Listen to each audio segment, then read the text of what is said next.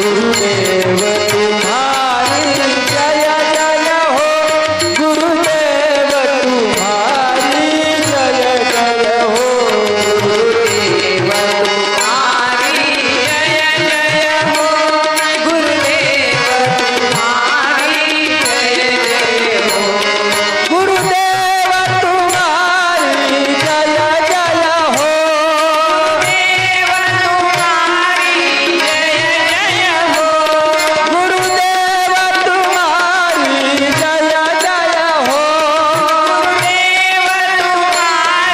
जय जय हो, गुरुदेव तुम्हारी जय जय हो, गुरुदेव तुम्हारी जय जय हो, गुरुदेव तुम्हारी जय जय हो, गुरुदेव तुम्हारी जय जय हो, गुरुदेव तुम्हारी जय जय हो, गुरुदेव तुम्हारी जय जय हो, गुरुदेव तुम्हारी जय जय हो, गुरुदेव तुम्हारी जय जय हो, गुरुदेव तुम्हारी जय जय हो, गुरुदेव तुम्हारी जय जय हो।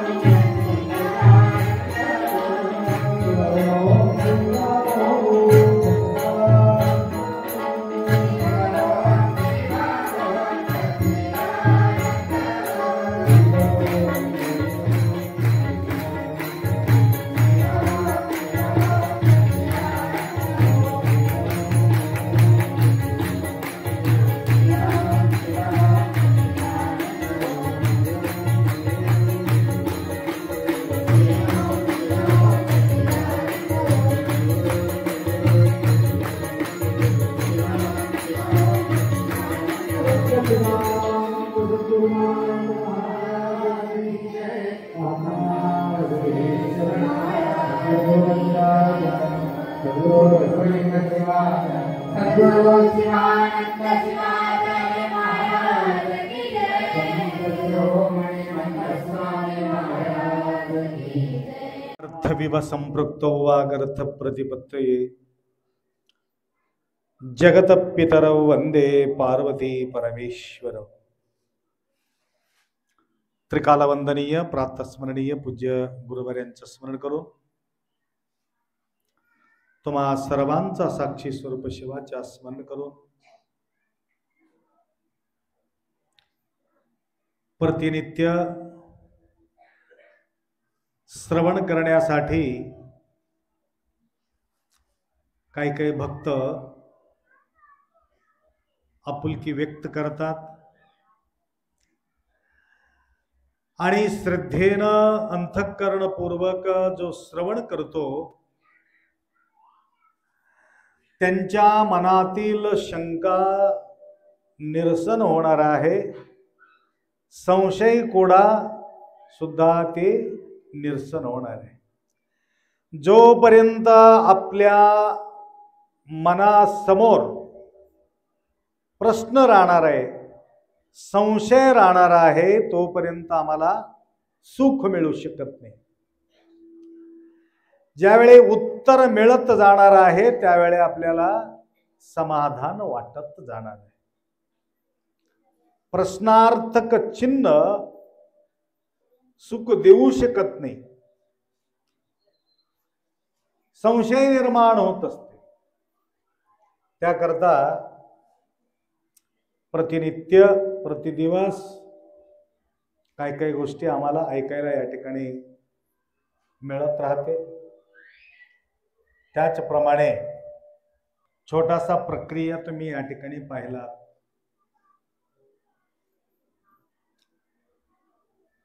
हे आपला कर्म, आपला जो आचरण, आपला जो क्रिया आहे, क्रिया कर्माचा पाठीमागचा एकमेव उद्देश आहे। काय म्हटलं त्याने?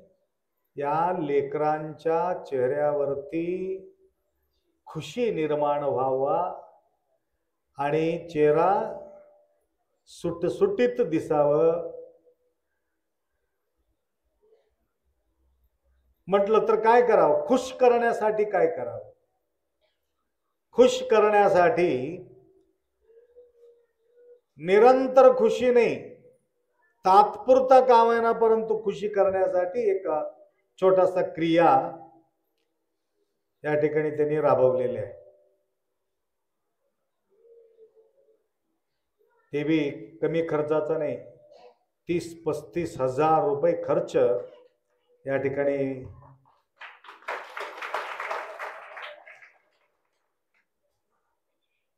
खुशी आणणं सुद्धा खर्च करावा लागला नाही। लक्षात आलं काय?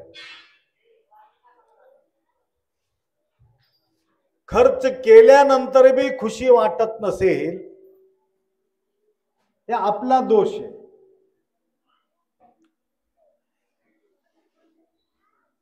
काय काही व्यक्तींना भेटल्यानंतर खुशी होते, काय काही व्यक्तींना भेटो न भेटो खुशी होते। भेटो न भेटो असं म्हणून खुश राहणारे काही लेकरं बसलेले आहेत। हे तुम्हाला उद्या मिळणार आहे, काय टेन्शन घेऊ नका। अजून एक मोठं बॅग भरून येत बघा। संस्कार कसं राहते तुम्हाला सांगतो। काय 1.5 वर्षाचं होती की किती वर्षाची होती किती लेकरू मला माळ घालून गेले बघा। कुठपर्यंत जाते मी बघलतो, तिकडं इकडं इकडं तिकडं इकडं तिकडं करून लास्ट पर्यंत शोधून काढले। ते जसं गायचं वासरू आईला हुडकत कसं जाते तसं हुडकत गेले ती लेकरू। 1.5 वर्षाचं आहे की 2 वर्षाचे आहे, शोधत गेले। आईला भेटल्याशिवाय त्याला खुशी होणार नाही। त्याप्रमाणे काही काही व्यक्ती जन्मतः एक योग असते. दुःख देणारे कितीही दुःख देत असेल ते कधीही दुःखी होत नाही. का दुःखी होत नाही? त्यांना पूर्वजन्माचा संस्कार राहते. जे महान महान तपस्वी योगी सिद्धी पुरुष जो आहेत, योग भ्रष्ट झाल्यानंतर मोठा मोठा घराण्यामध्ये त्यांचा जन्म होते. राजाच्या पोटी, श्रीमंताच्या पोटी ते जन्म घेतात. आणि त्यांच्या वृत्ती कसं असते? एकदम शांत वृत्ती, शांत राहते. काय? त्यांना एक प्रकारचे संस्कार असतात. ते संस्कार घेऊन, पूर्वजन्माचा संस्कार घेऊन या भूतलावरती जन्म घेतल्यानंतर, लक्षात घ्या,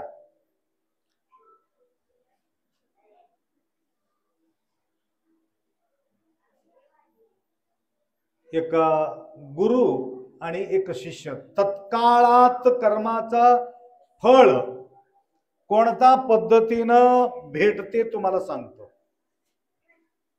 गुरु आणि शिष्य जात होते वाट धरून, आणि कोणी स्तुती करणारे राहतात, कोणी निंदा करणारे राहतात. सर्वे लोक चांगलं म्हणत नाही. किती बी व्यवस्थित तो राहिला तरी सुद्धा नाव ठेवणारे लोक, नाव ठेवणाऱ्याला काय ठेवणारच. हा हा नाव ठेवणारच ना. लेणं न देणं, त्याला काय खर्च करावं लागते का? बोलायला काय खर्च करावं लागते? काहीच खर्च करायचं गरज नाही. बोलून टाकायचं, फट फट फट फट बोलून टाकायचं. बोलल्यामुळं काय होते?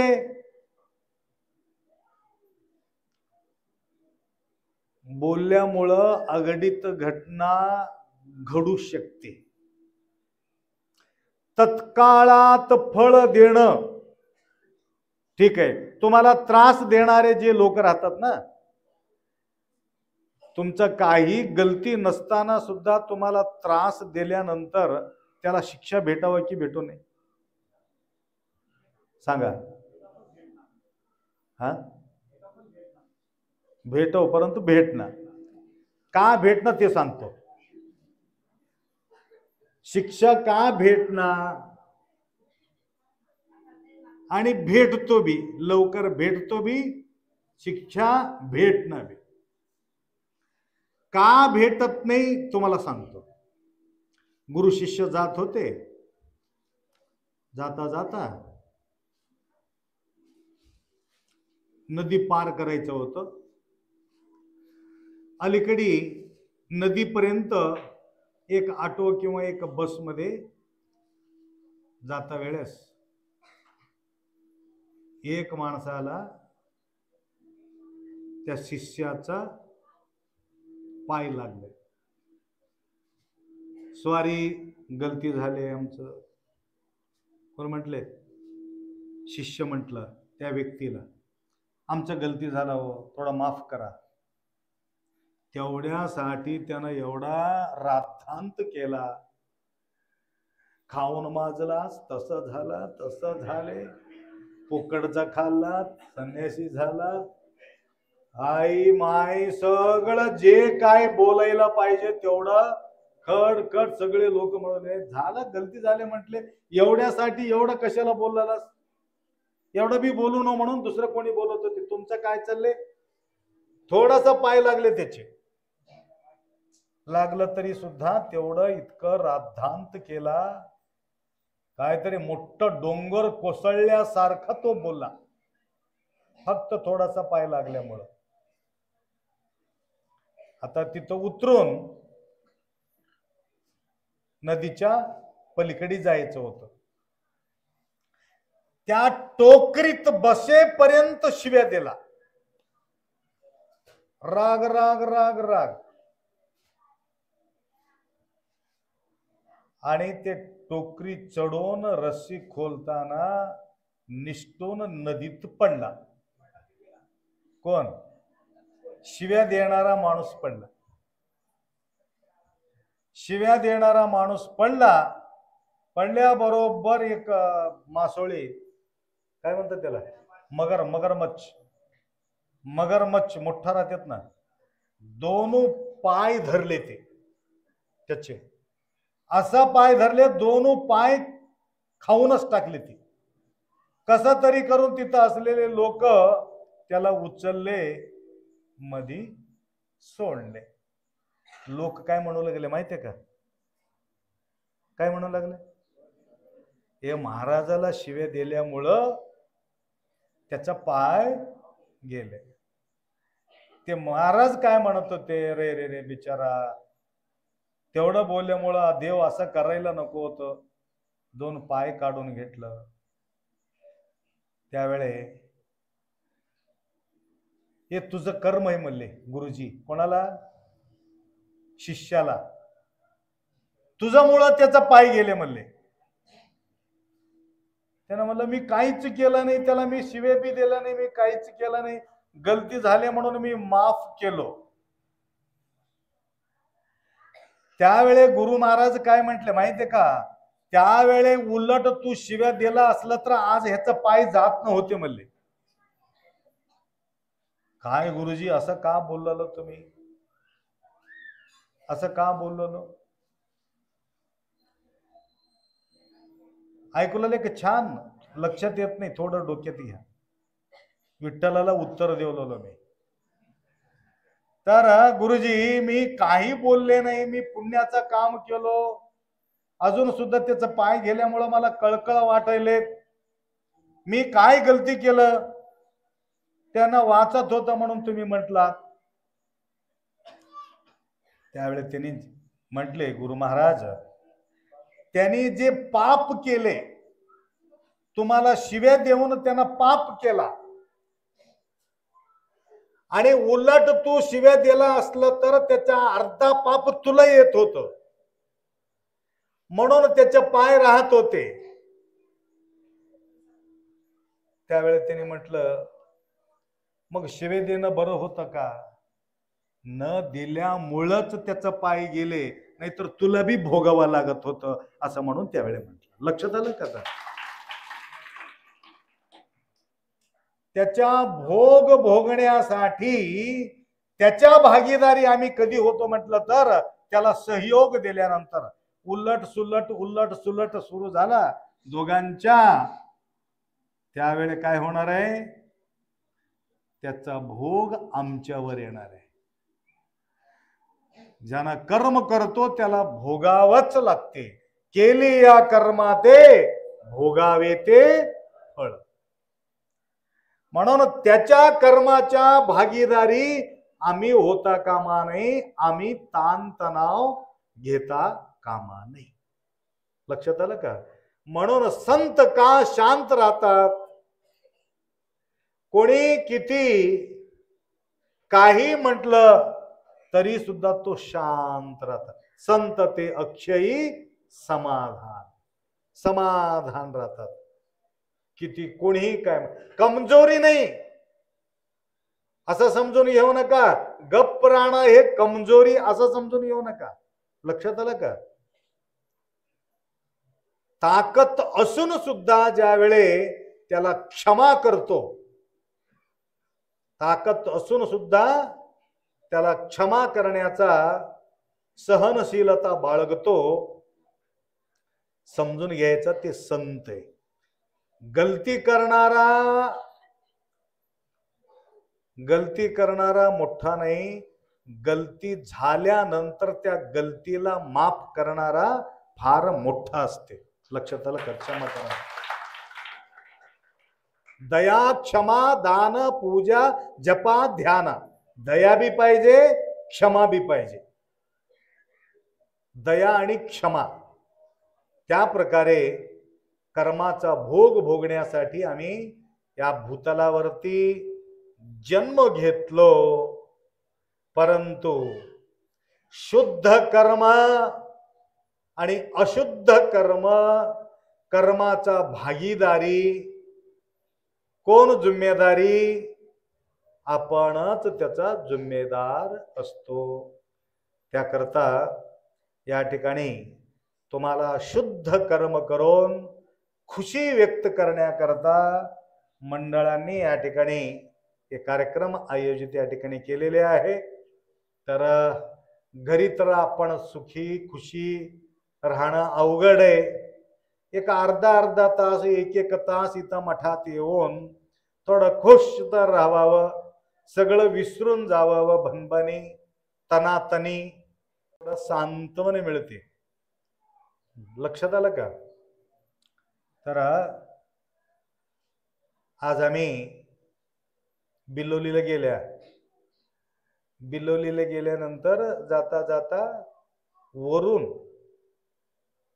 एक मुलगी बघितली आम्हाला. आमच्या गावची आप्पा आले, तर आमच्या गावची आप्पा आले. एवढं खुशी आवर नाही गेले त्याला.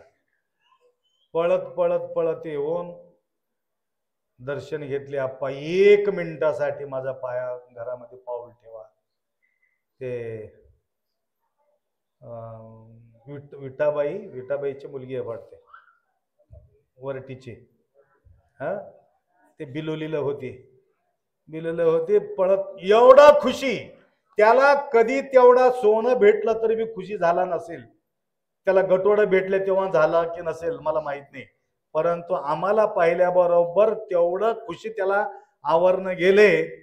तरी घरी घेऊन जाऊन एवढा समाधानकारक पूजापाठ करून पादपूजा करून नंतर खुशीचा आनंदाचा अश्रू डोळ्यातून काढून मी धन्य झालो म्हणत होते. म्हणजे हे भावना न बोलता सुद्धा त्या प्रकारे प्रकट होण्याचा संधी आम्ही पाहिला. थोडस पुढे गेल्याबरोबर अजून एक माई भेटली, तिथं शाळगावची बंडी शिवलिंगची मुलगी, तलाठी साहेबच पत्नी आहे. ते शिवराज तलाठी कोणीतरी आहे तिथं. आप्पा माझा गरीबी या असं म्हणून खुश होऊन गेलं. मी त्याला आठवण करतो, तुझं बहीण हंगरी गेला राहते का माय असं म्हटल्याबरोबर अजून खुशी आवरण गेली त्याला. लक्षात आलं का? असं आठवण काढून दिल्याबरोबर कुठपर्यंत गुरुमाऊलीचं आठवण आहे.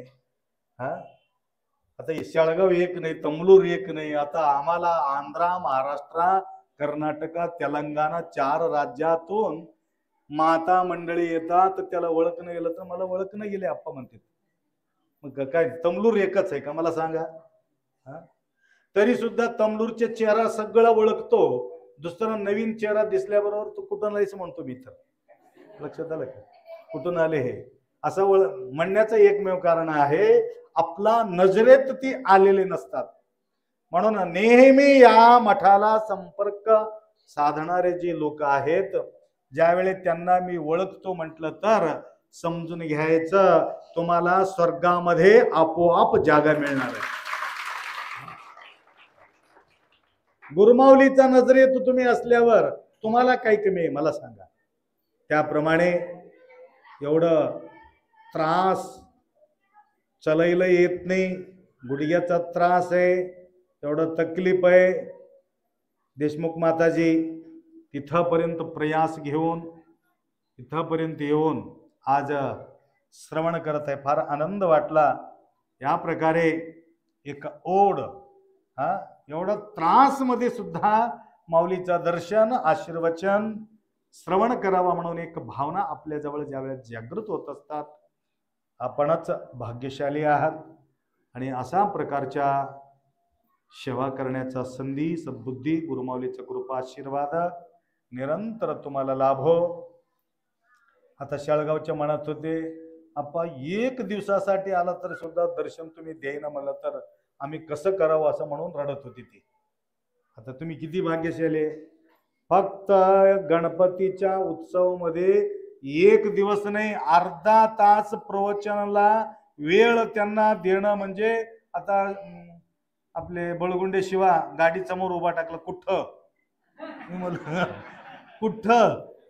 मला कुठं? मला तर काय, येतो बापू, तसं करू नको, येतो, काळजी करू नको, येतो म्हटलं. तर महाराजाला बी गुत्त घेतली हे लोक. आम्हालाच पाहिजे, ठीक आहे. एक भावना आहे, एक भक्ती आहे. कितीही ऐकलं तरी सुद्धा आम्हाला कमीच वाटते. अशा प्रकारच्या एक सीमा नाही याला, या ज्ञानामृताला सीमा नसतो. एवढं म्हणायचं नसते. गगनी आनंदा नामावे, गगन एवढं दिलं तरी सुद्धा आपल्याला कमी पडत असते. त्याप्रमाणे आपल्या सर्वांचा भक्ती विशाल आहे. काही लोकांना ऐकायला सुद्धा कंटाळतात. किती म्हणून ऐकाव म्हणून घरी झोपी जातात. परंतु तुम्हाला किती ऐकलं तरी सुद्धा अजून ऐकावं वाटते की नाही. हेच खरा तुमचा भक्ती आहे. अशा प्रकारच्या भक्ती गुरुमाऊलीचा कृपा आशीर्वाद तुम्हाला निरंतर लाभो. आणि या कार्यक्रमाच्या आयोजन करणारे सर्व लेकरांना गुरुमाऊलीचा कृपा आशीर्वाद राहू दे. एवढा अपेक्षा व्यक्त करून 2 शब्द या ठिकाणी विराम करो. सांब जय नमः पार्वती.